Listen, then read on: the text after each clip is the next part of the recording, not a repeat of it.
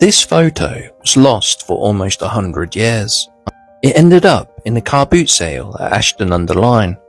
Written on the back was the children of William Barnes, half-brother of Henry Barnes, Bessie and Margaret. Margaret later died. Taken at juvenile party for children of servants at someone's house. With these clues, we set about reuniting the photo. It was taken by photographer William Berry, who was active in Nantwich between 1891 and 1921. A quick search on Ancestry found the family on the 1911 census in Nantwich.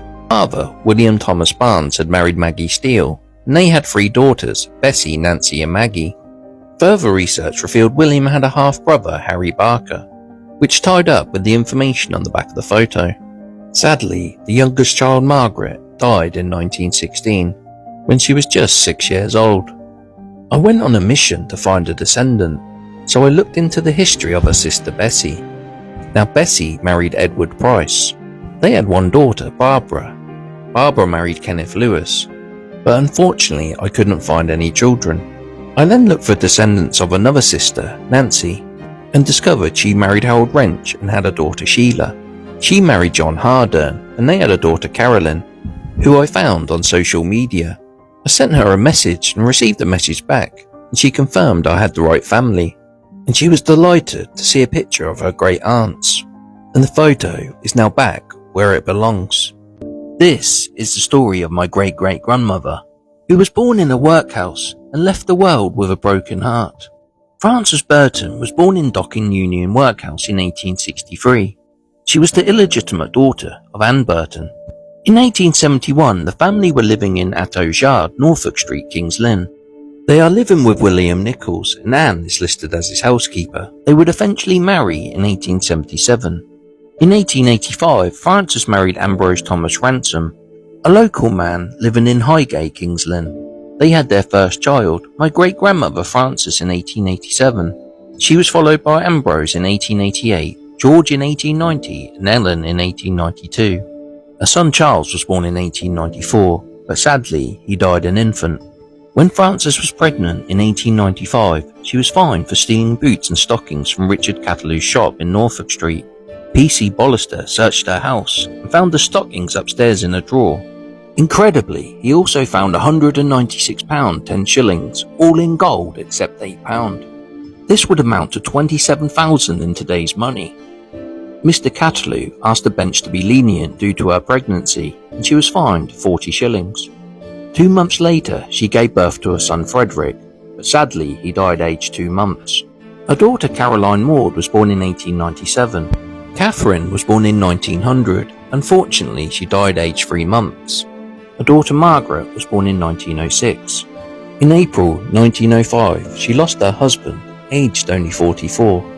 But the bad luck wasn't finished there, as she lost her daughter Margaret just short of her 2nd birthday. Losing 4 children and a husband in only 12 years must have took its toll on poor Frances, and it's no surprise we find her in Helsden Lunatic Asylum in 1908. In 1914, her son Ambrose lost his own son, also named Ambrose, after drowning in a bucket of water. Ambrose Sr. was away on war during this time. When Frances recovered, she lived with her son George in George Street, King's Lynn. On September 24th, George was riding on the back of a motorcycle with his friend Frank Westfield. They approached a corner in Salters Road at slow speed, but they skidded and fell off. It appeared George only suffered a grazed knee. He called round 2 doctors, but both were out, and as the matter wasn't urgent, he left it. George went to the hospital after 10 days, and a diagnosis of lockjaw was given. He was treated for this. After severe convulsions, he died on October 9th. The doctor said it was down to tetanus poisoning, which resulted from the wound in the leg. In 1929, her daughter, who by now was married with 2 children, died from white leg after giving birth to her 3rd child. In 1934, her son Ambrose died at his residence in George Street. He had been ill for some time. This was the 7th child she had lost. Frances passed away in 1940, aged 76. She is buried in an unmarked grave in the Hardwick Road Cemetery. So rest in peace, Frances. You will be remembered. This woman was born in 1813, an incredible 211 years ago, and today I will tell you her story. Jane Eliza Hudson was born in Coombe, Oxfordshire in 1813 and baptised in the village on the 15th of August. Her father Thomas Hudson was a wealthy estate owner. Her mother Elizabeth passed away in 1820, aged 40, leaving Jane without a mother from a young age. On the 17th of July 1834, she married William Busby at Stanton St John, Oxfordshire. The family disapproved, as William was just a local miller who worked on the land of the Hudsons. The family never attended the wedding, and not only that, they told all family members to never speak to Jane again. The family settled in Stanton St John before moving on to the nearby village of Wheatley. William worked as a labourer, and by 1851 the family had 5 children: Thomas, Emma, Eliza, Harriet and Sarah. In 1861, the family were living in Middle Row, Chipping Norton, Oxfordshire.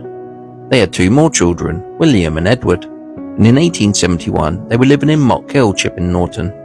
In 1872, their son Edward was jailed aged 16 for stealing game. This is his mugshot from when he was sent to jail. Jane lost her husband William as he passed away in 1877, aged 71. But luckily for Jane, her children were there to support her. As first she lived with her son William, and then she lived the rest of her life with her daughter Eliza. She passed away in 1903, having reached the grand old age of 90. She was buried in her home village of Chipping Norton, Oxfordshire. So rest in peace, Jane. You will be remembered.